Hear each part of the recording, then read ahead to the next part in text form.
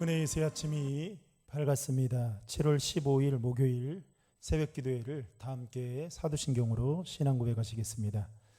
나는 전능하신 아버지 하나님 천지의 창조주를 믿습니다. 나는 그의 유일하신 아들 우리 주 예수 그리스도를 믿습니다. 그는 성령으로 잉태되어 동정녀 마리아에게서 나시고 본디오 빌라도에게 고난을 받아 십자가에 못 박혀 죽으시고 장사된 지 사흘 만에 죽은 자 가운데에서 다시 살아나셨으며 하늘에 오르시어 전능하신 아버지 하나님 우편에 앉아 계시다가 거기로부터 살아있는 자와 죽은 자를 심판하러 오십니다. 나는 성령을 믿으며 거룩한 공교회와 성도의 교제와 죄를 용서받는 것과 몸의 부활과 영생을 믿습니다. 아멘. 찬송가 361장입니다. 찬송가 361장 1절 4절 부르시겠습니다. 기도하는 이 시간 주께 무릎 꿇고 우리 구세주 앞에 다 나가네. 믿음으로 나가면 주가 보살피사 크신 은혜를 주네. 거기 기쁨 있네. 기도 시간에 복을 주시네. 고난 내 마음속에 기쁨 충만하네. 기도하는 이 시간 주를 의지하고 크신 은혜 구하면 꼭 받으리라. 의지하는 마음에 근심 사라지고 크신 은혜를 주네. 거기 기쁨 있네. 기도 시간에 복을 주시네.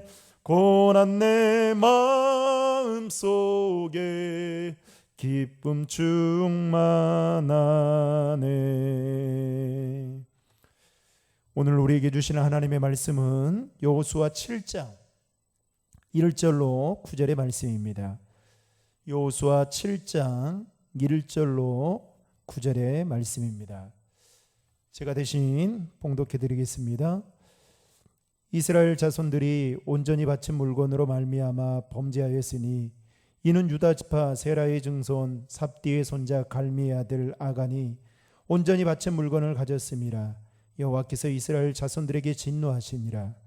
여호수아가 여리고에서 사람을 베델 동쪽 베다엔 곁에 있는 아이로 보내며 그들에게 말하여 이르되 올라가서 그 땅을 정탐하라 하매 그 사람들이 올라가서 아이를 정탐하고 여호수아에게로 돌아와 그에게 이르되 백성을 다 올라가게 하지 말고 이 3천 명만 올라가서 아이를 치게 하소서. 그들은 소수이니 모든 백성을 그리로 보내어 수고롭게 하지 마소서 하므로 백성 중 3천 명쯤 그리로 올라갔다가 아이 앞에서 도망하니 아이 사람이 그들을 36명쯤 쳐 죽이고 성문 앞에서부터 스바림까지 쫓아가 내려가는 비탈에서 쳤으므로 백성의 마음이 녹아 물같이 된지라. 여호수아가 옷을 찢고 이스라엘 장로들과 함께 여호와의 궤 앞에서 땅에 엎드려 머리에 티끌을 뒤집어 쓰고 저물도록 있다가 이르되 슬프도소이다. 주 여호와여 어찌하여 이 백성을 인도하여 요단을 건너게 하시고 우리를 아모리 사람의 손에 넘겨 멸망시켜 이려 하셨나이까. 우리가 요단 저쪽을 만족하게 여겨 거주하였다면 좋을 뻔하였나이다. 주여 이스라엘이 그의 원수들 앞에서 돌아섰으니 내가 무슨 말을 하오리이까. 가나안 사람과 이 땅의 모든 사람들이 듣고 우리를 둘러싸고 우리 이름을 세상에서 끊으리니 주의 크신 이름을 위하여 어떻게 하시려 하나이까 하니. 아멘. 본문 요약의 말씀을 제가 읽어드리겠습니다. 아간이 온전히 바칠 물건에 손을 대는 범죄를 저질러 여호와께서 진노하신다. 이스라엘 군인 3천 명가량은 아이성을 정복하려다가 실패하고 참담하게 패배한다. 본문은 이스라엘이 패배한 이유를 설명하면서 그 이유가 아간의 범죄 때문임을 밝힌다. 아멘. 오늘은 살펴보게 될 여호수아 7장의 말씀은 한마디로 아이성 전투에서 이스라엘 백성들이 실패한 그 내용을 자세하게 기록하고 있습니다. 그동안 우리는 여호수아 6장까지 살펴보면서 이스라엘 백성들이 요단강을 건넜고 또 여리고성을 정복하는 그런 기적들을 경험했던 것을 보았습니다. 그런 가운데서도 하나님은 이스라엘 백성들에게 각 지파별로 기념비를 세우도록 하게 하셨고 또 할례를 행하시고 유월절을 지키도록 말씀하셨습니다. 그리고 초롱성과 같은 그 여리고성이 하나님의 말씀대로 순종하게 되었을 때에 무너지게 되는 일을 우리는 여호수아서의 말씀을 통해서 그동안 살펴보았습니다. 아마도 이스라엘 백성들은 여리고성을 건너고 또 여리고성을 정복하고 또 요단강을 건너는 그 일들을 통해서 아마도 그들 안에 승리에 대한 도취가 되어서 그 기쁨이 가시기도 전에 오늘 본문에서 여리고성보다는 비교적 작은, 너무나도 작은 아이성을 공략하기 위해 여호수아는 또다시 몇 사람을 뽑아 그 땅을 정탐하러 보냅니다.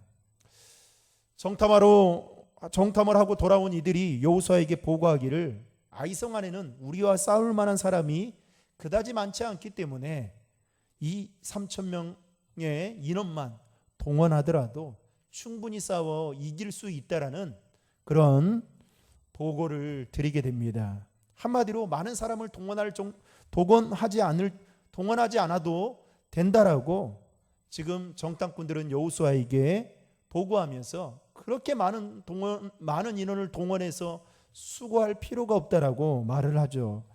여러분 3절의 말씀을 다 함께 읽겠습니다. 여호수아에게로 돌아와 그에게 이르되 백성을 다 올라가게 하지 말고 2-3천 명만 올라가서 아이를 치게 하소서. 그들은 소수이니 모든 백성을 그리로 보내어 수고롭게 하지 마소서 하므로. 그만큼 아이성을 쉽게 공략할 수 있다라는 생각이 정탐꾼들 안에는 있었다라는 것입니다. 그 보고를 받은 여호수아가 이제 3천 명의 사람들을 뽑아서 아이성 전투에 보내게 됩니다. 그런데 우리는 성경을 통해서 익히 잘 알고 있듯이 결과는 예상과 다르게 처참하게 이스라엘이 패하고 말았다는 사실입니다. 심지어는 이스라엘 군인들 중에 36명이 그 전쟁에서 죽게 되는 끔찍한 일이 벌어지기도 했습니다. 여러분 5절의 말씀을 다 함께 읽겠습니다. 아이 사람이 그들을 36명쯤 쳐 죽이고 성문 앞에서부터 스바림까지 쫓아가 내려가는 비탈에 쳤으므로 백성의 마음이 녹아 물같이 된지라. 이 소식을 들은 이스라엘 백성들이 이제 매우 두려워했을 뿐만 아니라 그리고 여호수아도 슬퍼하며 오늘 본문에 보면 자신의 옷을 찢고 엎드려 하나님께 기도했던 것을 볼 수가 있습니다. 아마도 이때까지만 해도 여호수아도 아이성 전투에서 자신의 나라가 왜 패배를 했는지에 대한 그 이유를 정확하게 알고 있지 못했던 것 같습니다. 여러분 오늘 말씀을 통해서 우리에게 주는 교훈은 모든 문제의 실패에는 거기에 따른 분명한 원인이 있다라는 것입니다. 이스라엘 백성들이 아이성 전투에 실패한 이유에 대해서 오늘과 내일 새벽을 통해서 우리가 계속해서 살펴보겠지만 오늘 본문을 통해서 그 첫 번째 한 가지를 살펴본다면 그들은 하나님께 물어보지 않는, 즉 하나님께 기도하지 않았다는 것이 아이성 전투의 실패의 원인이었다라는 것입니다.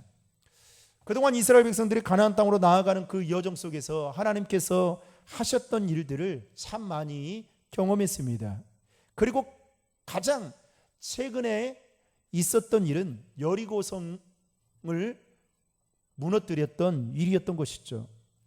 그러면 그걸 통해서 이스라엘 백성들이 깨달아야 될 것은 전쟁은 하나님께 속한 것이고 그 전쟁의 승패는 어떠한 전략과 전술에 있는 것이 아니라 하나님의 손에 달려 있구나라는 것을 이스라엘 백성들이 깨달아야 되는데, 아니 깨달았음에도 불구하고 오늘 본문을 자세히 보시면 아이성 전쟁을 놓고는 하나님께 기도하며 물었다라는 내용이 성경에는 눈뜨고도 찾아볼 수 없다라는 사실입니다. 분명 그들이 하나님께 기도로 물어보았다면 하나님께서 그들의 기도를 들으시고 응답해 주셨을 텐데, 문제는 기도하지 않았다는 것이죠. 그 응답으로 말미암아 아이성 전쟁에서 분명 승리했을 텐데도 불구하고 그들은 기도하지 않고 자신의 힘과 자신의 능력을 의지했다는 사실입니다. 그러니까 이스라엘 백성들은 아이성을 아주 쉽게 생각했던 것이죠. 쉽게 말하면 기도하지 않아도 그동안의 전쟁의 경험치가 있기 때문에 우리가 얼마든지 이겨낼 수 있을 것이다라는 그러한 생각으로 말미암아 하나님께 기도하지 않았던 것입니다. 그 결과 그들은 뜻밖의 패배를 당하고 말았던 것입니다. 그때서야 여호수아가 하나님의 언약궤 앞에 엎드려서 티끌을 머리에 뿌리면서 옷을 찢으며 회개하면서 하나님 앞에 기도하고 하나님의 뜻을 구하게 되죠. 그 말씀이 7절의 말씀인데요, 7절의 말씀을 다 함께 읽겠습니다. 이르되 슬프도소이다. 주 여호와여, 어찌하여 이 백성을 인도하여 요단을 건너게 하시고 우리를 아모리 사람의 손에 넘겨 멸망시키려 하셨나이까? 우리가 요단 저쪽을 만족하게 여겨 거주하였다면 좋을 뻔하였나이다. 여러분, 내일 새벽의 말씀을 통해서도 우리가 살펴보겠지만은 하나님은 여호수아의 기도를 들으시고 응답해 주셨다는 것입니다.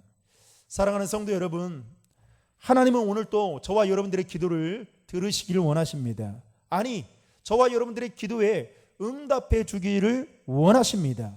따라서 우리가 해야 할 일은 항상 하나님께 기도로 묻고 나아가야 된다라는 것입니다. 아니, 내가 할 수 있는 일이라 할지라도 내 경험치로, 내 지식으로, 내 능력으로 할 수 있는 일이라 할지라도 하나님께 기도로 묻고 하나님의 뜻을 구하게 된다면 하나님은 반드시 우리의 기도에 응답해 주시고 선한 길로 인도해 주실 뿐만 아니라 승리할 수 있도록 이끌어 주신다는 것입니다.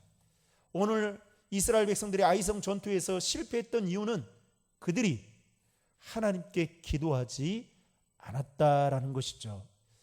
사랑하는 성도 여러분, 아마 우리 가운데에는 기도를 하지 않아야 된다라고 생각하는 사람은 없을 겁니다. 아니, 기도는 해야 된다라는 거 다들 알고 있습니다.